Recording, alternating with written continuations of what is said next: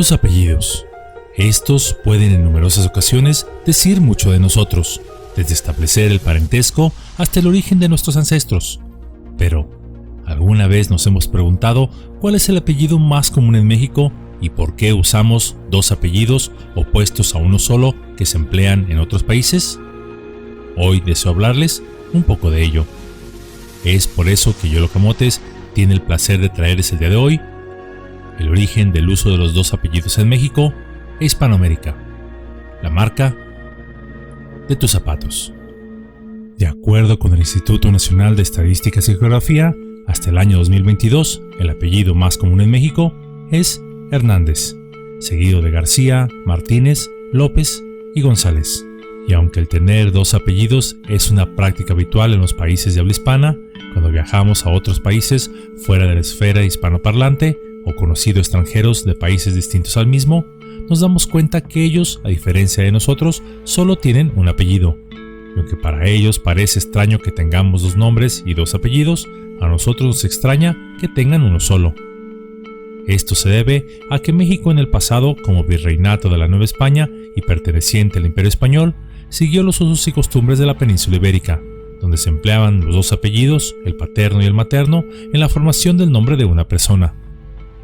Hasta antes del siglo XVII no existían leyes o normas sobre apellidos, y por ejemplo una persona podía tener uno o dos de estos, los cuales curiosamente podían ser distintos de los de sus hermanos, aun siendo ambos hijos del mismo padre y madre, y a su vez distintos de los de sus padres.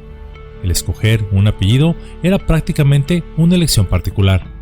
También en ocasiones se podía escoger el apellido de algún familiar más o menos cercano con quien se sintiera uno identificado, o el de la aldea de nacimiento o cualquier otro. Normalmente en esas épocas, en zonas campestres, el apellido incluía el nombre de la casa familiar a la que pertenecían. Por otra parte, en la Nueva España se llegaron a usar 4, 5 o más apellidos, generalmente en documentos expedidos de la Iglesia Católica, tales como las actas de bautizo, etc.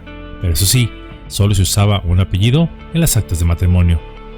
En pocas palabras, no había reglas. El apellido podía o no representar a los padres o al lugar de nacimiento.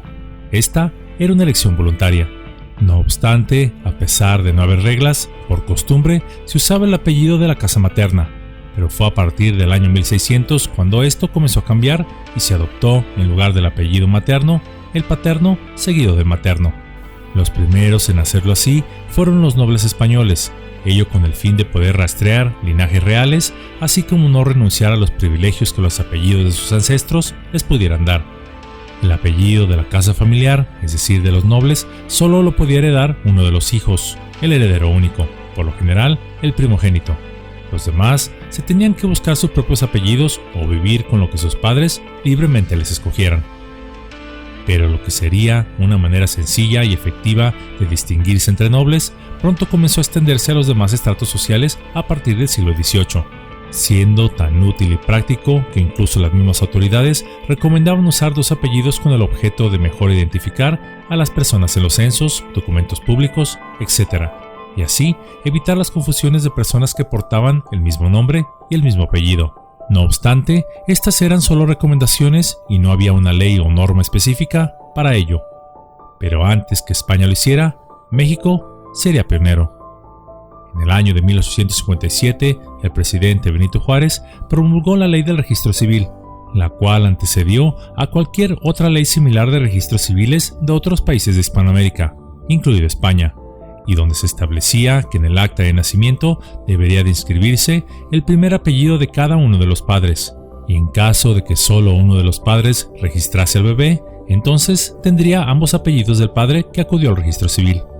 Cuando el infante fuera registrado por una persona que no fuesen los padres, entonces se le daría el apellido que esa persona determinara.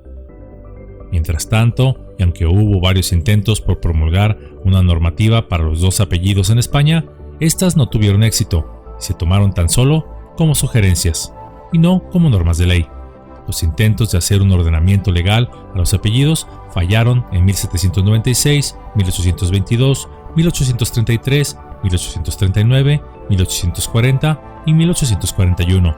E incluso la ley del registro civil en España de 1871 no obligaba a nadie a ello, y no sería sino hasta 1889 cuando ésta se establecería por fin como ley en la península ibérica, es decir, 32 años después que México. Por el contrario, y al otro lado del mar, como lo mencioné anteriormente, México sería pionero en leyes civiles, y no fue casualidad, ya que los mismos redactores de este Código Civil, tanto en México como en España, eran hermanos políticos de cierta asociación política a la que Juárez pertenecía, y la cual buscaba restarle de manera legal influencia a la Iglesia Católica, que hasta ese entonces ostentaba el monopolio de registro de nacimientos, matrimonios y defunciones en México. Con las reformas juaristas, estos registros administrativos pasarían a ser parte de las labores del Estado. Así, adoptando el uso del apellido materno y paterno, poco a poco esta práctica se comenzó a extender a otros registros civiles de Hispanoamérica.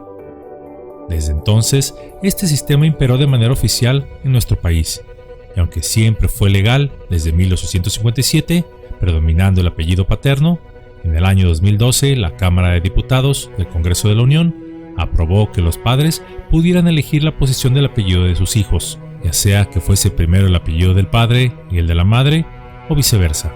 Ante este panorama, podremos decir que un nombre es importante, pues un apellido nos conecta con nuestro pasado, con nuestra familia. Incluso el nombre que creamos, que es simple o común, tiene un significado más profundo, pero les aseguro que hay una historia detrás de ello, del por qué nuestros padres nos llamaron así. Algunos puede que digan con justa razón, el apellido tiene que ver con el patriarcado, y aunque seas mujer, llevas el primer apellido de tu padre.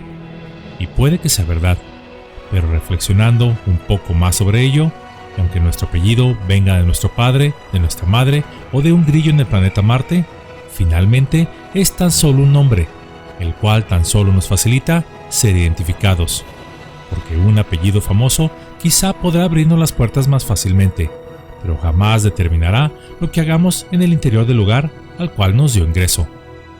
Y usando una analogía un poco cómica, nunca dejemos que la marca de nuestros zapatos sea más importante que la persona que los calza, ya que aunque nuestros padres habrán escogido nuestros nombres y nuestros apellidos vinieron de nuestros ancestros, somos nosotros y únicamente nosotros los que por siempre elegiremos